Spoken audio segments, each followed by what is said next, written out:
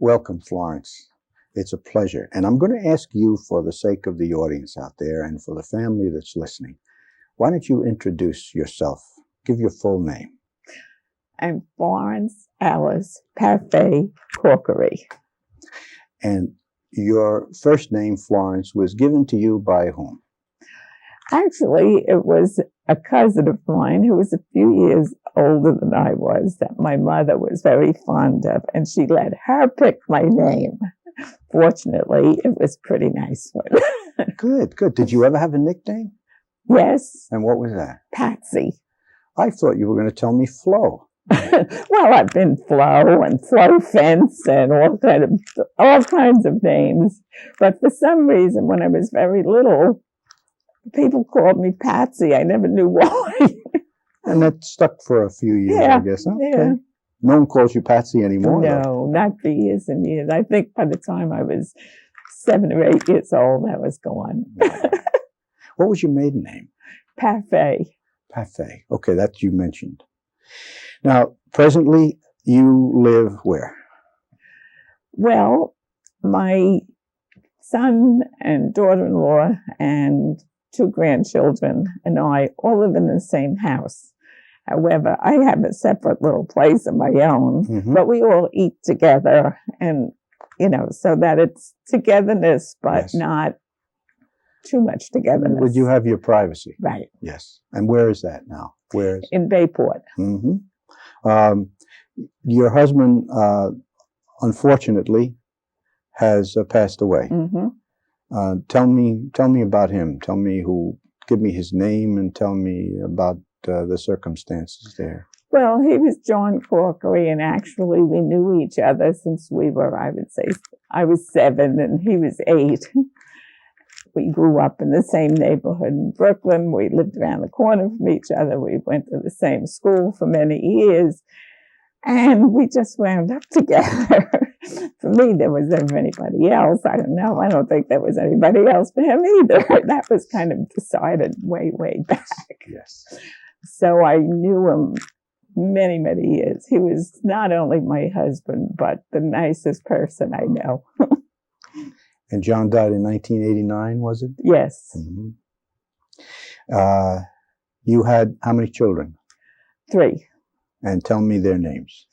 Well, my oldest daughter is Florence, and my middle child, Kate, works here in Brentwood. Many people will know her. She works up at Central, does she? Yeah, She works in Central Administration. Yeah. Okay. As a matter of fact, when she first came to Brentwood, people used to say, "Oh, do you know Kathy? She's Florence Corkery's daughter." But now I've become known as Kate Corkery's mother. And my son, John. All right. And did they do the rest of your children? I know you live with the oldest. Yeah, no, I live the with youngest. John. He's the youngest. Okay, but the other 2 children, do they live on the island, or are they? Well, Kathy does, but my oldest daughter did until about 8 years ago. Her husband had to relocate to Virginia because of his job. So she moved to Virginia. So they're in Virginia yet. Yeah, so distance plays a part then in the visits, the number of visits that you have. How many grandchildren are there 6. at this point? Okay. Can you give me their names and yes. Tell me a little bit something about each one of them, because they're going to listen to this. Well, my oldest granddaughter, Laura, she is such a sweetheart. I love her dearly. Her sister, Diane, who is also I love dearly, and their brother, John. They're my daughter's children. And then my son's children are Michelle, who is now living in California, and Sean, who lives at home with us yet, and Jill, who is, she's the youngest one. She's 17. They go of a wide range. Yes. They're almost like 2 groups. Yes. Age-wise. That means that you have been busy since 1989 with grandchildren, for sure. Oh, yes. We're very close, especially the granddaughters. The older granddaughters are always calling me. they're very fortunate And as so well am as I. you, yes. Yes. I was going to say, there must be qualities that you have seen in the grandchildren that you recognize as family traits or family qualities. Is there one that you can mention just in passing, a quality that you've seen in your contemporaries, for example, or in you? Well, I think they were all very family-oriented. We're very close-knit, I think. Is there a holiday that everybody gets together? Is there one yes. holiday that... Well, we usually get together we used to always get together on Easter and Thanksgiving and Christmas and New Year's Eve, but since now some of them are out of state. Yes. But we pretty much get together on Thanksgiving. Christmas always. Everybody is together at Christmas. Okay. Yeah. The Virginia people always come up on Christmas. Wonderful. Yeah. Florence, where were you born? I'm sorry, I didn't hear. Where were you born? In Brooklyn. And when would that have been? 1918. And so you went to public schools in Brooklyn? And you no doubt can share some of your childhood memories from those Brooklyn days with us. I think Brooklyn was a wonderful place to grow up in, the Brooklyn of those days anyway. And I always feel a little sorry for anybody that didn't grow up in Brooklyn. I have wonderful memories. What part of Brooklyn did you grow up in? It was the Bushwick section of Brooklyn. Actually, I lived on the same street as Jackie Gleason. He's sort of related to us in a roundabout way. Is that right? My husband's nephews married the Dennehy girls. You know, Mr. Dennehy used to be on the show. He was a real person. And he sent Jackie Gleason, he paid for Jackie Gleason to go to Hollywood. And that's why Jackie never, ever forgot them. He was a wonderful man, too. He really was. Mr. Dennehy always showed up in one of the bar scenes. Right, he was the bartender. The bartender, yeah. That's what it was. Yeah. Brooklyn was a very different place, and Bushwick certainly was a different place then. Do you remember your first day at school or your first week at school? Well, not too much. What school did you go to? I went to public school 137. And I don't remember, I would say, until sort of the second year I have more memories of. All right, okay. Yeah, the second year. Florence, I want to ask you for a couple of minutes to talk about your mom. Your mother's maiden name, of course, which you've already, we haven't talked about your mother's maiden name. We talked about your maiden name. But give me some idea of her background, of her family history, as it were. My mother was very interesting in that she came from Ireland when she was 15 years old. She came to work in one of the wealthy families in New York, would bring these girls from Ireland, and she came as a maid.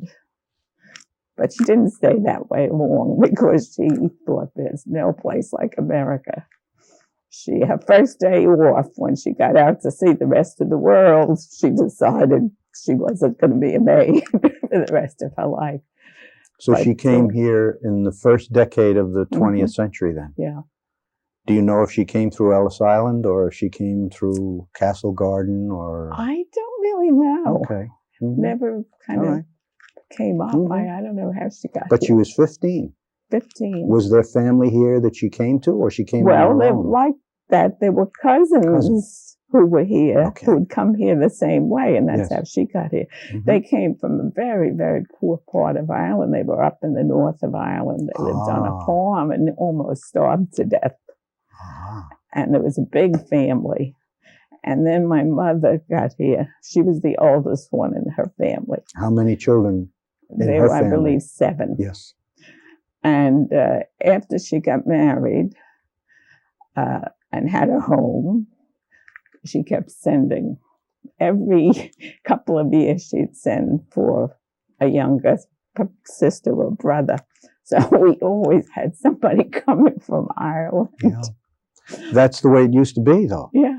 She was not alone in doing right? that. And then when that person got on their own and moved Yes. out, they'd send for another one. Yes. And then those who got out on their own would send for, so that they were all here except for one. Now, when she decided that she didn't want to be a domestic for the rest of her life, what did she do? Well, she started in as the first job she got was a cashier in a restaurant. She didn't even know what a cashier was, but she went in and asked. And she said, "Oh, I can do that." Mm-hmm. But then she never had any schooling in Ireland either, not to speak of. But then she went to school and she took cosmetology and she had her own beauty shop for a while. Okay. Yeah, she went far. And what about your dad? My father was my hero. He was a wonderful, wonderful man. He was tall and handsome, and he and I spent so much time together. I'll tell you, he used to take me everywhere with him. In the summertime, we would go to Prospect Park. We would go to the ball game at Habits Field. We would go to Coney Island. And in the wintertime, we would go sometimes to movies, or he would even take me to boxing matches and wrestling matches. And I think maybe that was something that attracted my husband to me, because I was always, I'd love to go to the wrestling matches. And you were knowledgeable about all those sports. You must have been an avid Dodger fan then. Oh, yes, yes. Oh, when the Dodgers left Brooklyn, it was terrible. Heartbreaking. Absolutely heartbreaking. Yeah. But I saw all these people playing, Babe Ruth and Lou Gehrig. Baseball was a neighborhood game. It Yes. was a home team. It really was a home team. Yes. When you rooted for the home team, Right. it was your home Right. team. And then they had a lot of the semi-professional ones. Close to us was Dexter Park, which had a big ball field. And they had their own team, the Bushwicks. And it was even sometimes more fun going there. Yes. And they used to have a team, the House of David played there. Well, I loved it when they were there, because they were like the Globetrotters. Oh, I see. But they did it with baseballs. And they all had beards. That's how come they were the House of David. They all had beards. And they did all this trick. It was wonderful. I loved it. It was entertainment. I just loved growing up. Yes, yes. How fortunate that you have, and you have all these precious, precious memories. Yes. What did your dad do for a living?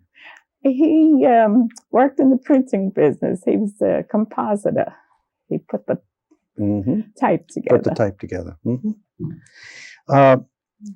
What were the passions that your mother and father had? When they had some time to themselves, what did they enjoy doing? Oh, golly. Either together or apart from one another, the things that they loved. The thing that stands out most in my mind was they both loved to play cards. What was their favorite game? Pinochle. Mm-hmm. And they would always have people to the house with poker or pinochle. Okay. Did they have regular card player friends that always came over? Yes. Yeah. And I can remember when I was very young, somebody had to leave the room for some reason or other. They'd say, "Hold my hand for me." And Yes. But the strange thing is, I don't like cards myself. Now I don't. Maybe because I thought they took time away from me. Because I never ever play cards. I have no desire to. Florence, did you know your grandparents? No. Mm-hmm. My father's parents died before I was born, and my mother's parents were in Ireland. Where was your father born? Here in... he was born here? Yeah. And his parents were born... Well, one was born in the Alsace-Lorraine region, and the other one was from, I believe, Prussia. Oh, okay. All right. So borders had a tendency to change every few years in that part of the world. So yes, your national identity could change along with it. Actually, my grandmother was a foundling. She was left on a convent doorstep. So we never really knew who she was. I see. We had no idea who she was. It sounds like there was a large family growing up. Yes. That you had an extended family. And from your description so far, it sounds to me like a very loving family. Yes, it was. Yeah. Where were you in the birth order? I'm sorry? Where were you in the birth order? Were you the middle or youngest, oldest? Where were you? Actually, the large families were my mother's and father's. But out of all those children, they were both like 7 and 8 to the family. And out of all those, it became very shrunken down. I was an only child. You were an only child. I had another cousin who was an only child, and a third cousin who was an only child. That was the only 3. The rest of them had no children, or they died young, or whatever. So that the family really shrunk. But okay, all right. And you were born, as you said, in the first decade, but then within a few years, this country the whole world fell on very hard times. So I would imagine that would have affected the family planning that went on in many households. Outside of your immediate family, Florence, were there adults other than your mother and father, in other words, that had a strong influence on your formative years? Well, my aunts and uncles, I would say, because of the fact that they were only my 2 cousins and myself, my 2 cousins and I became very, very close. I think we were closer than brothers and sisters. And the aunts and uncles, all that didn't have children, showered onto us. So in a way, we were very lucky. Who then was it, or how did you decide to take the career path that you eventually took? Who influenced that choice, if anyone at all? It was one of my aunts. Okay. And this aunt was a very wise, almost brilliant woman. She could do anything. However, she had scarlet fever when she was young, which left her deaf. And as she got older, it was the nerves, and she would become totally deaf. So she went to school while she could still hear. She went to a lip reading, and she learned how to control her voice. And she was just wonderful. But she would have gone very far in life if this hadn't happened to her. So she put because I was the one who seemed more willing to go to school and to like school, she put all her energies into seeing that I would encouraging you. Yes. And I think I never would have gotten all the way through college if it hadn't been for her. Was this your mother's sister or your father's sister? Yes. What was her name? Catherine. Yeah. So this was Aunt Catherine. Right. And she was... Thank you, Aunt Catherine. Wonderful. Yes. Yes. Do you remember or do you have any contact with the folks that you went to school with? Are any of those fellows and girls still around that you can talk to? Not too many. Not too many. However, Marge Kirshner, mother, and I went to school together. We were very close friends. And when my daughter Kate started working in Brentwood, she was in one of the schools that Marge taught in. And I saw Marge come out. I went one day to pick my daughter up. We used to carpool. And I saw Marge come out, and I knew her immediately because she looked just like her. I said to my daughter, "That's Marge Kirshner." It was a family face. Yes. Yes. But outside of that, there's not really too many, I would say, that are still around. Carrie Handelman, we went to high school together. Oh. Yes. We were in the same high school, like one term apart. But I don't think we ever really knew each other that much until we got to Brentwood and happened to mention it. Isn't that interesting? Yeah. Did you have chores that you were assigned to do? I mean, you were an only child, you said, so you must have had a good deal of responsibility around the house or things to do. No? I don't know. Well, I remembered I used to. Well, yes, in a way, I think back then when people like my mother would knit and sew, and she'd have me sitting next to her showing me, and I had something to knit and sew. Okay. And the same with cooking. I think, when they would be cooking, they'd give me something to do and things like that. But it wasn't like work. It was fun. It was fun. Yeah. Yeah, I've heard it said that only children or the have a different experience than if you grew up in a family with brothers and sisters, and sometimes what you've just reflected, you get a lot more attention, I would imagine. Oh yes, I never missed being an only child. I never missed brothers and sisters until I grew up. And then everybody else seemed to have, and I didn't have anybody. Yeah. Do you remember your first paying job? Yes. Where was that? I was very lucky. I got a job in a maritime law office in New York City, and I made a tremendous amount of $16 a week. That was in 1938. There was also overtime. And it was a really exciting job because the man I worked for, personal injury cases. So we used to travel to the boat yards and do interviews on the yachts and things. It was wonderful. Was there a certain kind of experience or training that you needed for that kind of work? Or is it that you just lucked out? Or did you know somebody? There were two things. Actually, I had the experience because when I went to college, I always wanted to teach. But because there were no teaching jobs, someone suggested to me that I take business subjects, take the teaching. If I couldn't find a teaching job, I could maybe get an office job. So that's what I did. And it was a wise thing because then...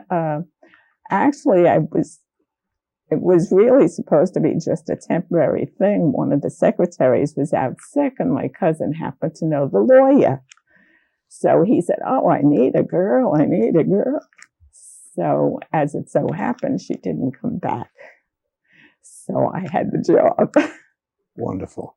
And this is a couple of years before the war broke out. Anyway, you were still single then. You had finished school. So your first job... Really, your first paying job was not until you got out of college. That's right. Okay. Let me just take you back for a moment to your years growing up, even before college, and just as a kid. Did you have particular interests, things that you loved to do back then when you were a little girl? Were there some things that you loved to do more than others? I don't know. Were you a reader? You mentioned your love of sports. And you must have followed the ball games and the Dodgers and stuff like that. Yes. I also was always interested in sewing. I used to love like doll clothes and that kind of thing. I always enjoyed that. And I'll bet you're a good cook today, too. Yeah, I am a good cook.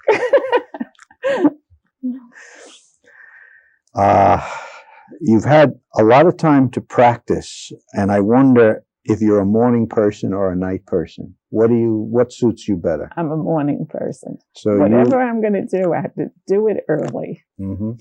If I don't have it done before, say, 2 o'clock or 3 o'clock, chances are I'm not going to do it.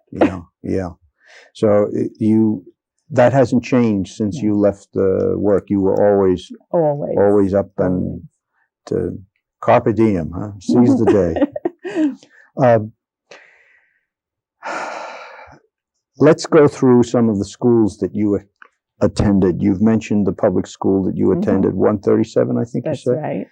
And was that up through the 8th grade? It was, but the 7th and 8th grades, there were only girls because the school wasn't big enough to have everybody. So we had girls and boys the 6th grade, And then the boys went to another neighboring school, and the girls stayed. So there was only enough for 4 classes. It was 7A, 7B, 8A, and 8B at that time. Yes, yeah. For just one class of each of the girls. So you only had that kind of schooling for 2 years then? Right. Would you recommend it today with the experience that you had? I think I would. Mm-hmm. And then I went to girls' high school for 4 years. Oh. So that I had 6 years of all girls. So you had 6 years. And I take it that was a good experience. It was. Okay. It was. In some ways, I think I would say it was good. Do you remember the all-girls school you went to? What was that? Girls' high school. It was girls' high school. And then from that point on, you went to college. And where did you attend college? I went to St. John's University. In Queens, the Queens campus? No, it was, at that time, it was like a big office building downtown Brooklyn. There was no campus there. Okay. It was, we used to call it Subway College, but I felt very fortunate to be able to go there. Yeah, let's talk about that for a moment. In this, we're talking now about what year that you attended college? 1935 to 1938. Right. So this is just after the Depression and prior to World War II. I was going to suggest that there were probably not that many women who were able to go to college then. Were your classes mostly male? Well, it was sort of mixed. Okay. There were more male than female, but at that time, a lot of the families would all get together and manage to send one, aunt's uncle, whatever, because there were no student loans or grants or anything else. Of course, it was $8 a credit too. Yes, but putting it in perspective, that $8 was very, very hard to come by. It was. Yes. Yeah. Yes, it was. Now, there had to be in your life teachers that made a difference. So from your early schooling on, you had favorite teachers. You remember some of them to this day? Oh, yes. Can you tell us a story or two about some of your teachers or things that you remember? Well, I remember Miss McGinnis was a 6th grade teacher, the 6A, and she was a young girl. And I remember she had this beautiful hair, kind of like chestnut color hair. And she was so, she made you feel so at ease. She was wonderful. And I met up with her again in Woodhaven many, many years later when my daughter was in her class in Woodhaven. And I said, and she said, she said, I thought after I moved away from that school, this would stop, but now you're following me.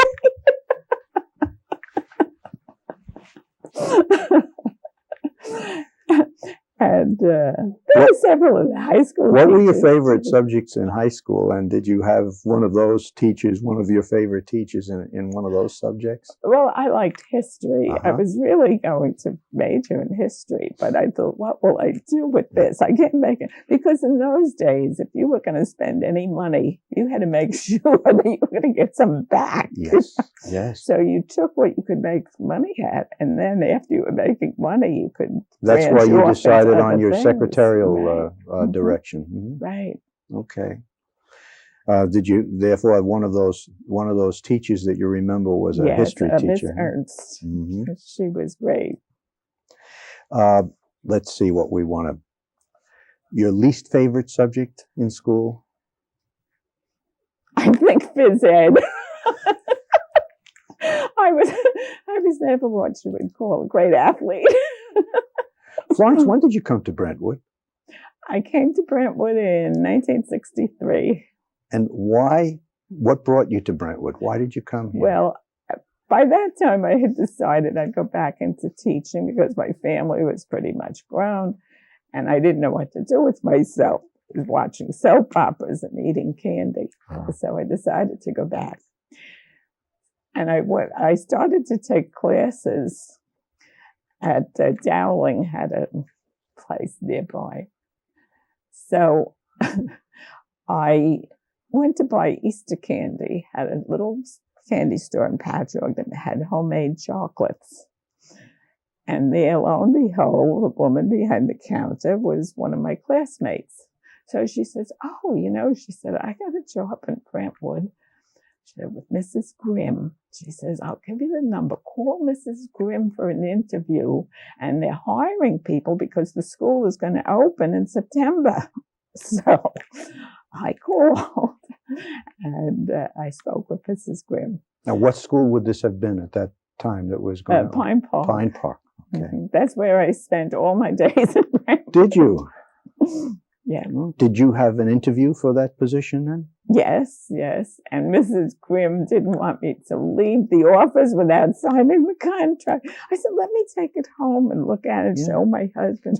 Oh, sign it now. What a difference from 1930. Yes. Did you interview for any other positions anywhere else? Yes, I did. Tell us about the others. Well, one of them, I could have been a millionaire if it had happened now, because I had this interview with the principal and he said, well, you have very good qualifications and I'm going to keep your application out. And he said, however, I want to be honest with you. If a man applies, even if he's not qualified, we will hire him because we want men teachers. And I thought, I wouldn't work for you if you paid me $1 million. But if they did that now, I'd be in the headlines with a lawsuit.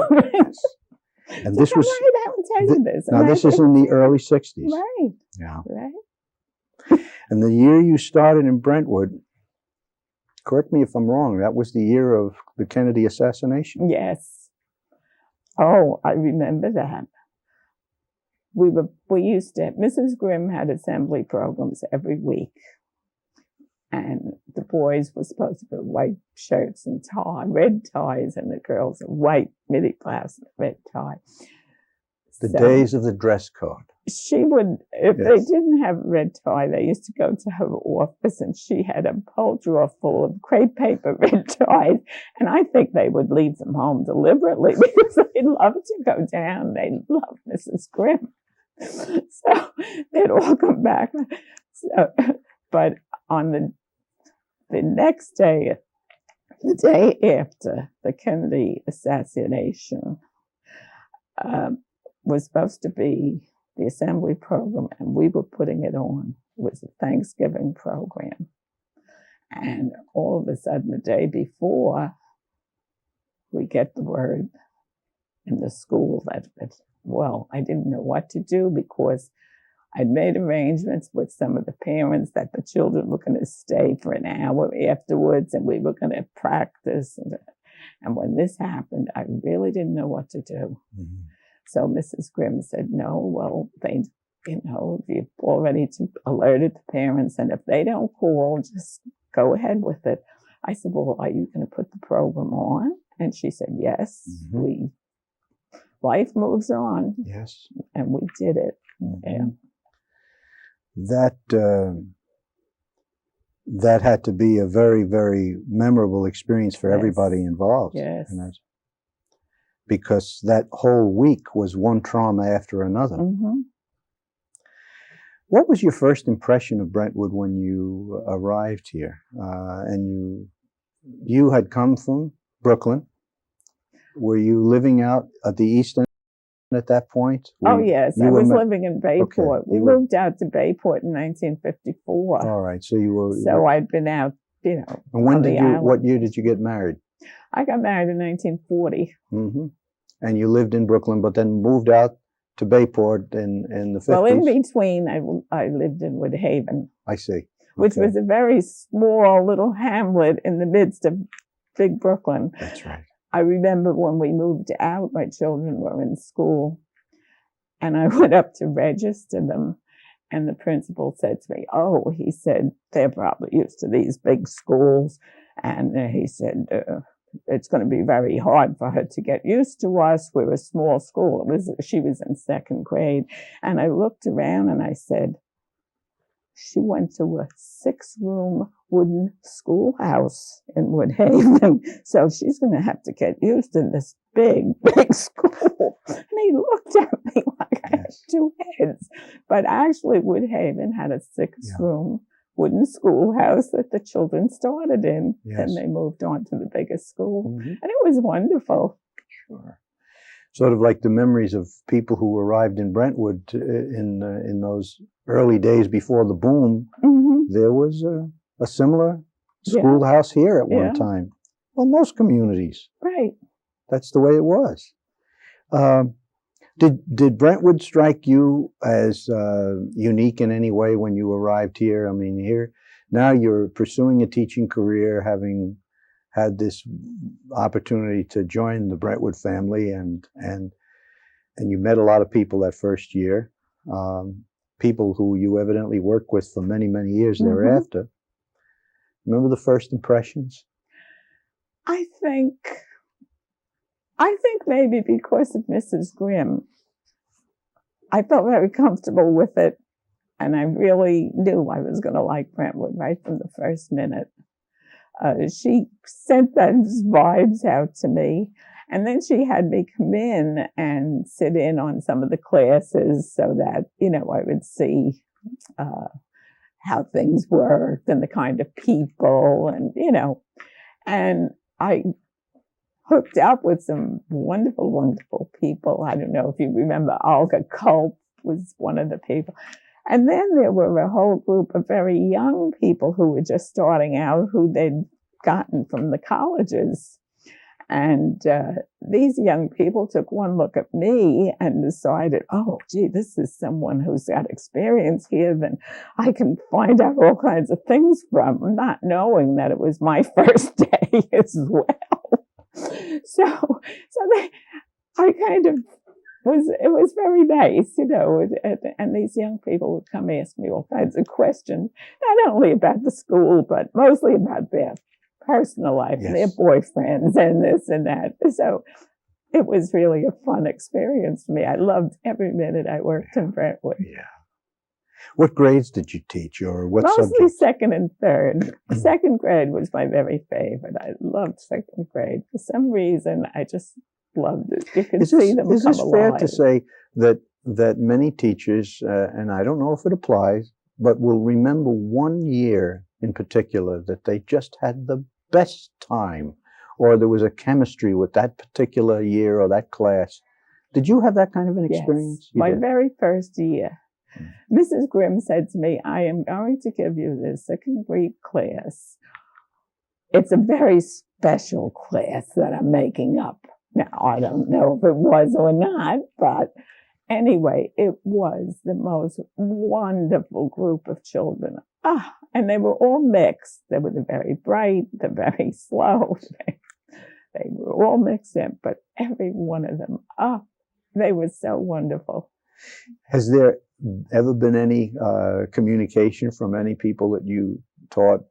Have you heard from any of your former students? Well, or have you ever run into people? Yes, I did. One of my later careers in life, in 1975, my son opened a bar and grill. Actually, he didn't really have any interest in the bar and grill, but there was this old dilapidated building that he loved to work with wood, so he rebuilt it. And then once he had it, so he made me his partner because while he was building this thing, of course, he couldn't work. So I said, okay, I'll support everybody. You do it. And it took him 6 months to rebuild. So when he got it all rebuilt, he said, Mom, be my partner. It'll be luck. So that's what we did. Now, were you still teaching at the time? Yes, I was. Yes, and I used to go after school. I'd stop in, and I'd always get behind the bar for an hour. So everybody would be looking for, Mom's coming soon. As a matter of fact, everybody in town knew me as Mom. They didn't know my name because hearing my son say Mom. But quite a few young people that I taught would happen to stop in. And I remember Richard Apollinaire stopped one time. His mother was an aide later, and he stopped. Oh my goodness, he grew into such a handsome young man. He was just wonderful. And several of my students, This must be one of the reasons why you stay so young, because you continue to associate with young people. I know. I could never think of going to one of these retirement places because, like my son said, what would you do amongst all the old people? And my oldest daughter always says, it's terrible to have a mother 20 years younger than you are. I have more pep than she has.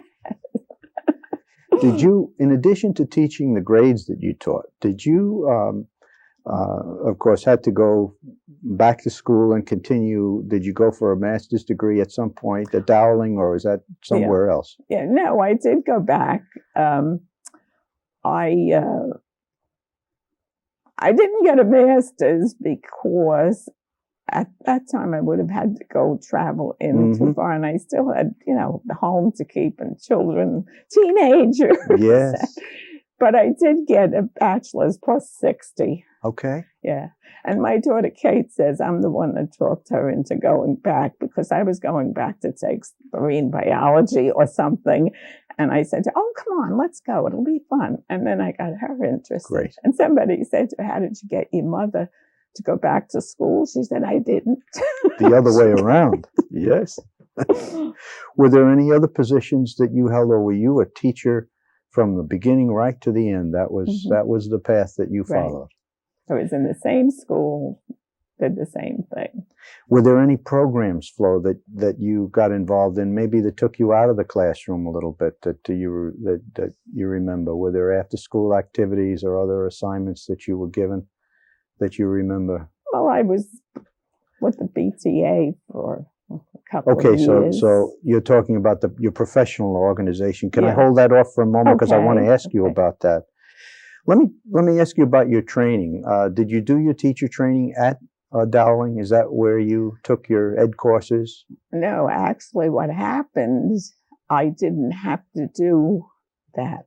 Okay. All I needed was 13 credits of elementary methods. But I'd done student teaching back in 1938. Really? And it counted. Wonderful. Plus, if I worked, at that time, they were so desperate for teachers that if you worked for 2 years, they would forego the teacher training. If you could get a job without doing the student teaching. It reminds me of, we've seen the wheel come full circle. I mean, there are some parts of the country and some parts of the state where they're desperate for teachers again. It's a little different situation today, but nevertheless, there is a desperation for trying to even get retired teachers to come back today to work in the classroom. So the question then about whether or not your training prepared you for the classroom is moot, because they were so hungry for people that they were less interested in preparation than they were in your availability and willingness to take the job. I would say that. How about thinking about this for a moment? Your teaching position itself carried a job description with it, as all jobs do. But irrespective of that, you have given thought to why you were there and why you were in the class and what your purpose was for being there. How did you define your own reason for being a teacher and for continuing in teaching? Well, way back in 38, I thought that it was be a nice job. However, I think my own family's growing up, their experiences in school, some of problems or good things, sort of got me interested in those younger children. And that's why I decided to go into that. Because you love working with children. Yeah. And I like especially working with the poor little schmoes that need some tender, loving care. It's very sad when we encounter people who are teaching but don't have the love for children that you describe, Yeah. because there are some people who would rather be doing something else. Yes. But it's a prerequisite to be a good teacher, I would say. You've got to love kids. Yeah. I think I learned more being in that classroom that first couple of months than I ever did with all the schooling. I mean, that's where you learn.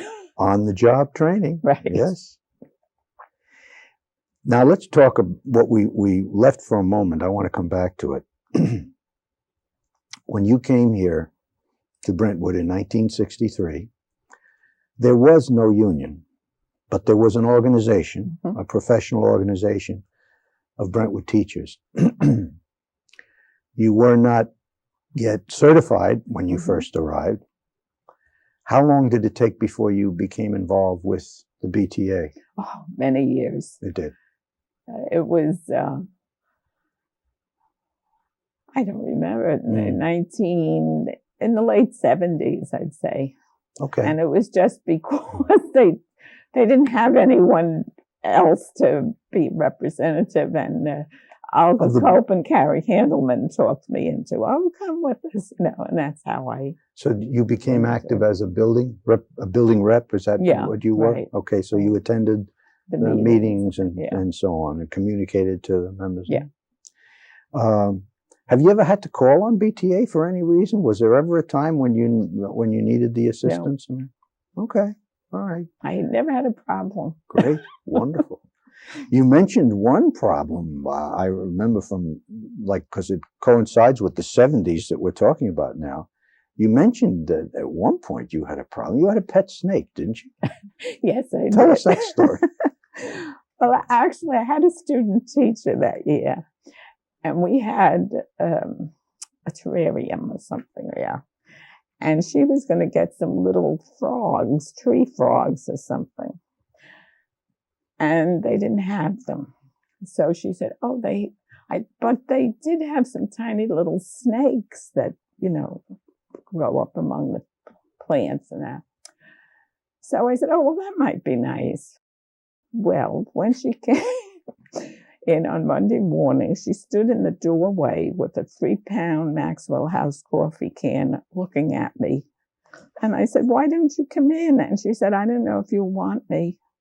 I said, why? She said, well, I have a snake in here, but they didn't have the little ones. I said, oh. She opens this can, and here's a snake. This thing was over a foot long.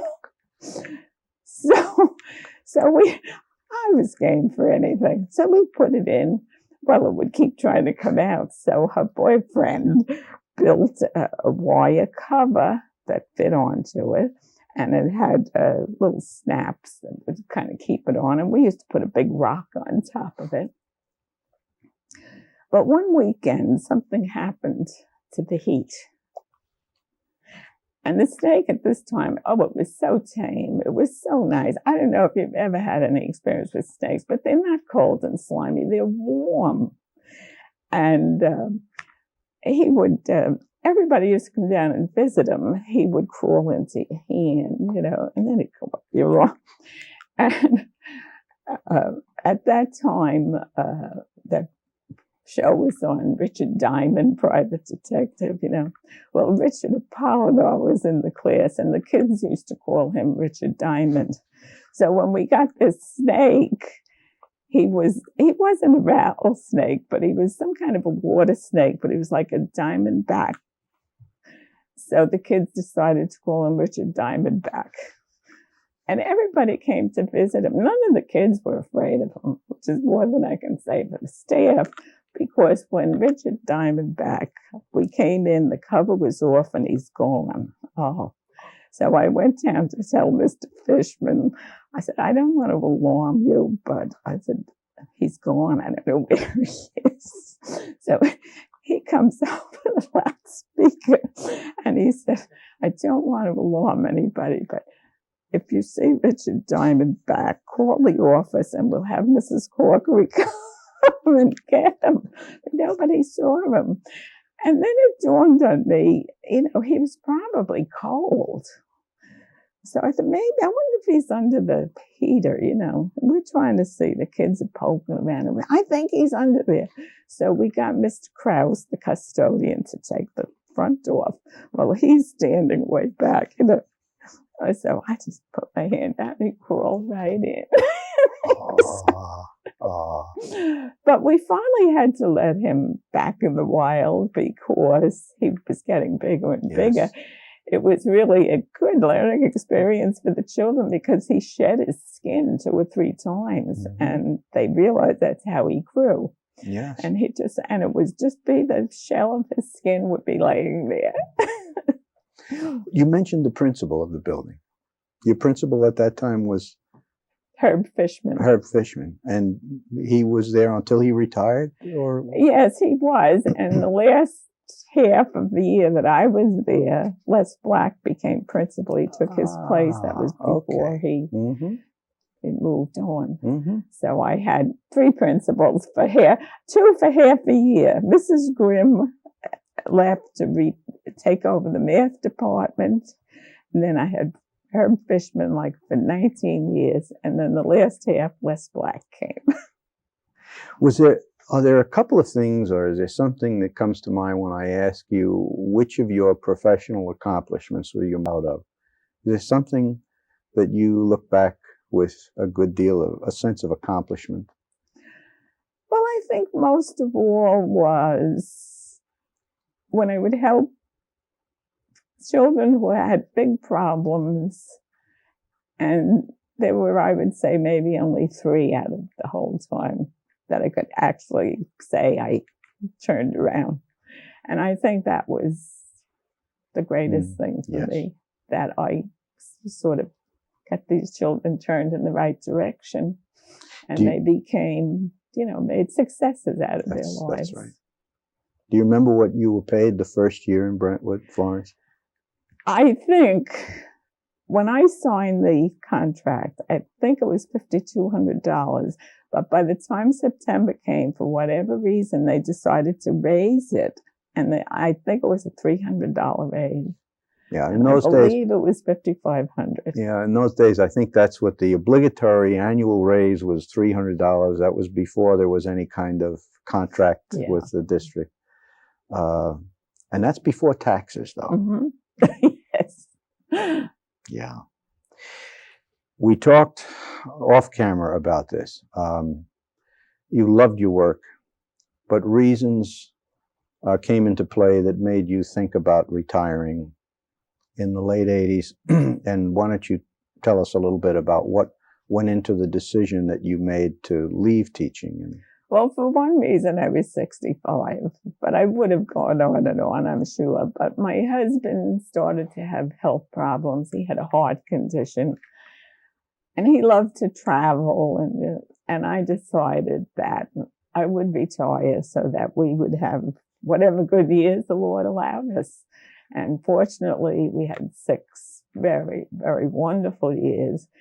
And he never wanted to be an invalid. He just wanted to go quick. And that's how he went. And we went to the hospital, and within an hour, he was gone. But it's not as though he's gone, because he was such a wonderful, wonderful man. And I think because of the closeness we have in the family, I think people always think of him in a joyous way. He had the biggest funeral. We had motorcycle police escorts, not that we got them. One of the policemen got it, because he was so well liked. And then all the young people from the bar, they were all at the funeral, and and I think so many people knew him, and everybody has such nice, happy memories of him, that it was never, like a sad, and it's almost like he's still with us. It was like a celebration of a life more than a... Right. He's still with us. They still laugh about him, Yes, great. Oh, the old boy. That's wonderful. Wonderful. You were in the classroom for 20 years then, roughly. Yes. And the places that you traveled to, when you traveled with your husband? Where did you visit? Where did you see? We never went to Europe because he never really had a desire to see Europe, because he thought that there were so many great places in the United States that he hadn't seen. So we traveled coast to coast. You did? But he did like the Caribbean islands, and we spent time in the Caribbean islands. Did you drive or fly, or how did you? Oh, most of the time we flew. Mm-hmm. Yeah, we flew most of it.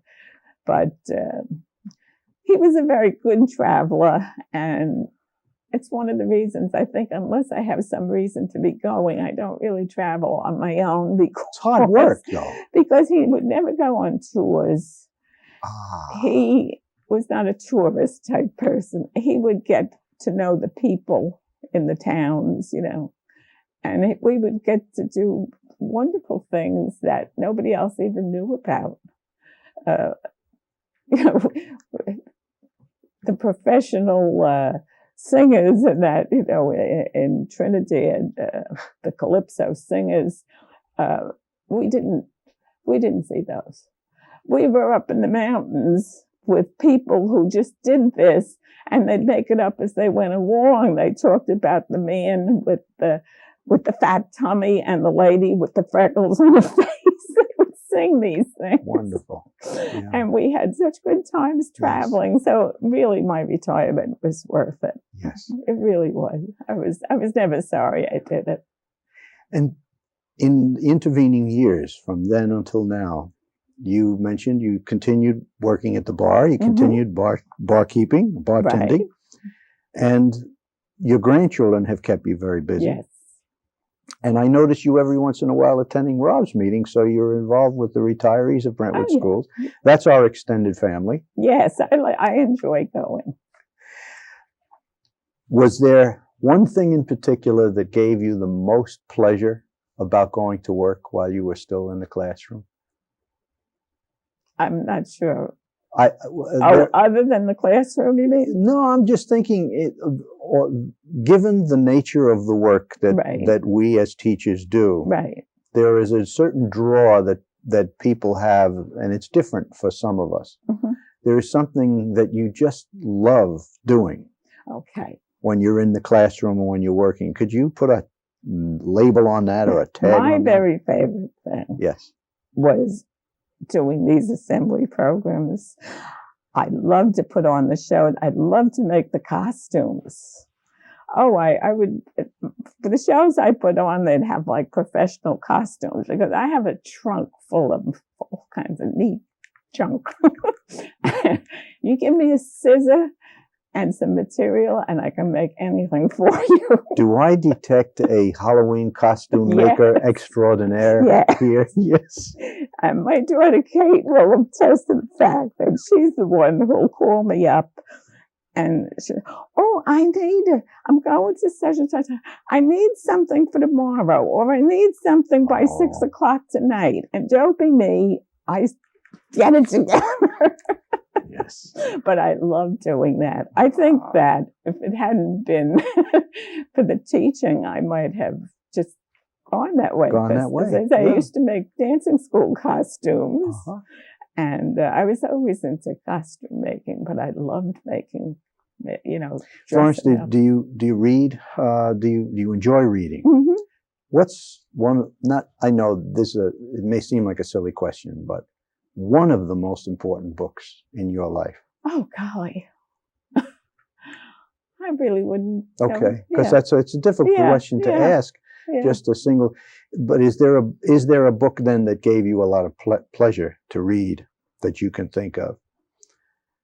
Again, a difficult question to single something out. Because when you've lived as long as I have, there are lots of books. Yeah. Well, maybe my question is unfair. Yeah.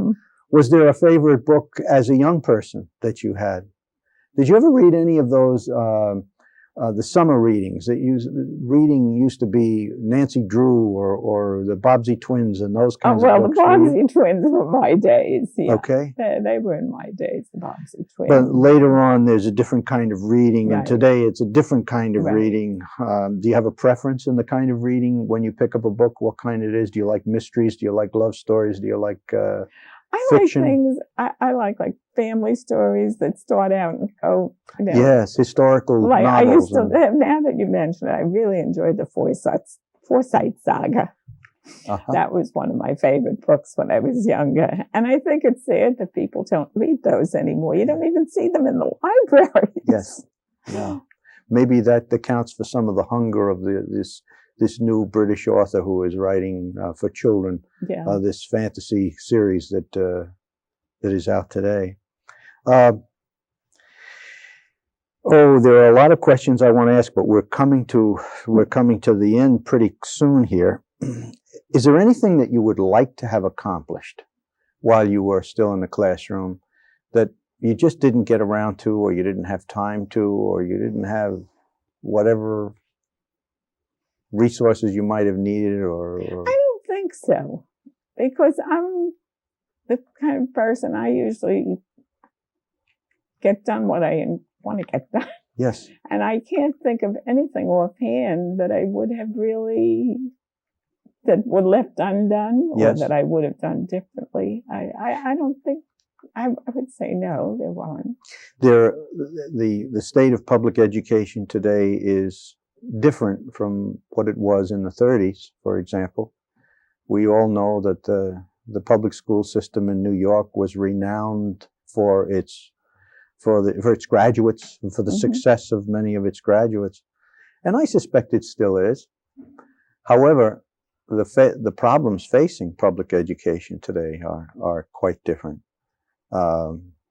Is there one particular concern that you have when you look at education in our country today? Is there one concern that you have after the years of your own experience that you would look at and you'd say, this is serious, and I hope they deal with this, or I hope they...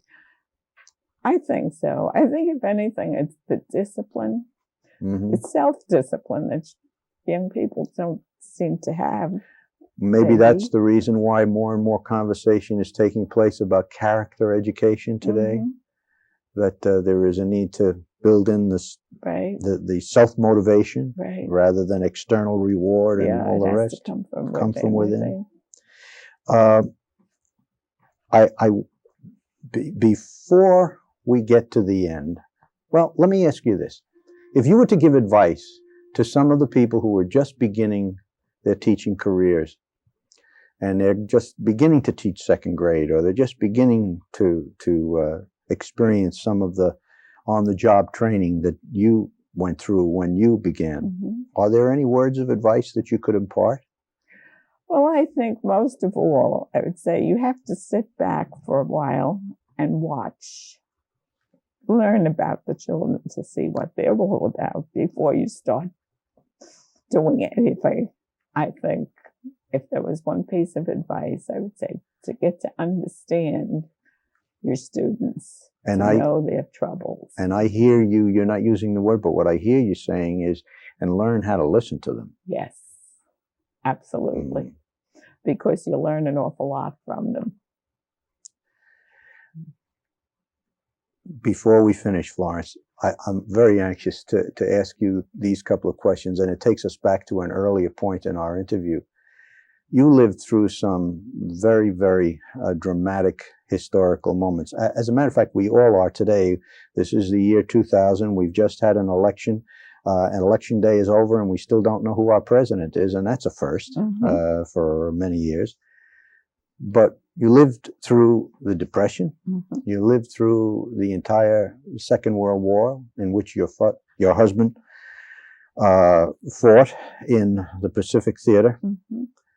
You have a lot of memories associated with both those periods, and we've also referred to the Kennedy tragedies of the 60s. But do you remember the ration books, and do you remember what it was like to draw the black shades down the windows during the...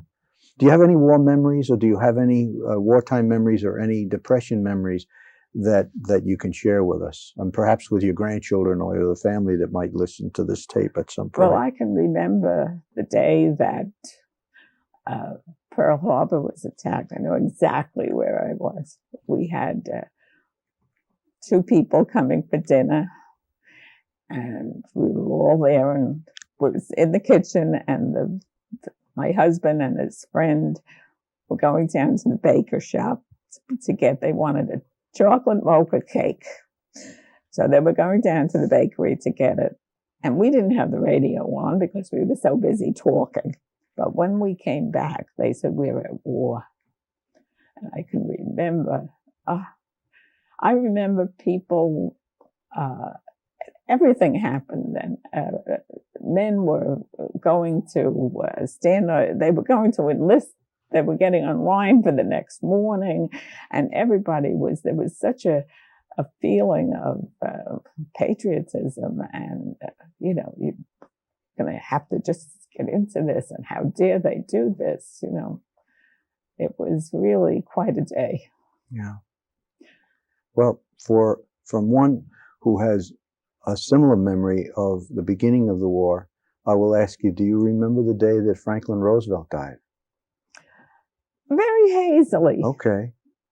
I do remember it, but it didn't have as much of an impact on my life as some of the other things that happened. All right. Again, each of us experiences our times in our own way. Yeah. But every one of us has an important piece. And the piece that you have given us today, that we hope to be able to share with others, has been just absolutely wonderful. And I'm very grateful that you've been able to make the time in your busy life to give us some time. Florence, is there anything that I have forgotten to ask or should have asked? I don't think so. It seems to me I talk and talk and talk. Oh, God bless you. Yes. And I talk with my hands, you'll notice. I'm a toucher. If you were sitting near me, I would be touching you. Thank you so much for being with us. Everything. Thanks, Florence. Thank you for having me.